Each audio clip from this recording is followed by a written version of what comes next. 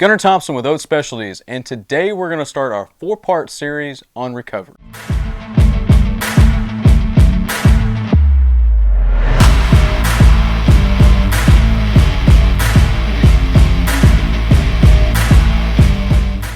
For part 1 of recovery, let's talk about if recovery is really what's holding you back. So what do I mean by that?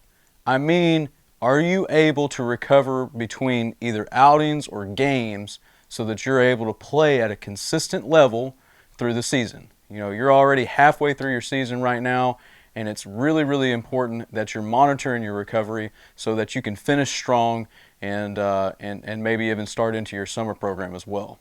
So, how do you know if recovery is kind of an issue for you? Well, number one, I would say that when we talked about, if you haven't seen this video, I highly recommend that you check it out, Maintaining Arm Health During the Season. We talked about logging how your body and how your arm feels. So if you're doing that and you're taking a look at it and you're starting to see a few yellow markers or maybe even red markers, then it's definitely time to take a look at the recovery. You know, if you're looking at it and you were rating it, say, on a 0 to 10 scale, and you were 8s, 8s, 8s, and now all of a sudden, middle of the season runs around, and your body and your arm starts to feel like 6s or 5s, well, then it's definitely time to start taking a look at what you're doing in between starts or in between games, and start looking at how you can better improve that. 2 is going to be stuff. So let's take pictures for just real quick. It's consistency of stuff. So velo between outings, are they about the same? But even as a shortstop, you know, can you ask your first baseman, hey, is the ball zipping over there just about as good as it was the game before? Other thing, curveball breaks. You can ask your catcher. He's a great ally, and he'll be able to tell you a lot better how your curveball and how your secondary stuff is breaking. So ask your catcher for that too. But is it consistent from one outing to the next? If it is, then there's a good chance that your recovery is pretty good. If it's not, then it's definitely something to look at as well. The other thing that you might not think about is mental alertness. So brain fog, you know, do you have this kind of hazy feeling whenever you wake up? Or are you just having trouble concentrating?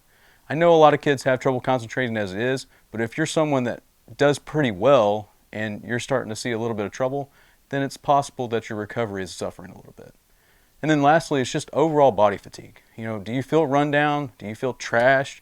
You know, if you're starting to feel like that, then that's your body telling you, hey, like, I'm really needing some better recovery.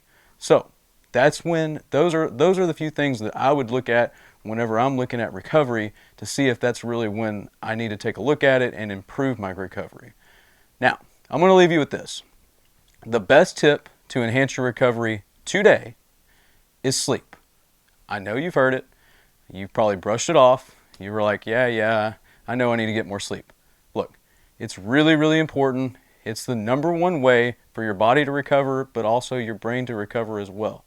So, try to get that 7 to 10 hours of solid sleep in. You know, simple tips, dark room, sleep in a cool environment, you know, limit the light before bed, you know, limit the usage of your phone. I know everybody loves it.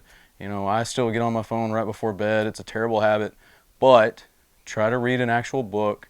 Try to do something that'll just kind of wind you down so that you can get good solid sleep and you can recover better, because what really is important is how you're performing, and the recovery is a huge important piece of how you're performing at the next level.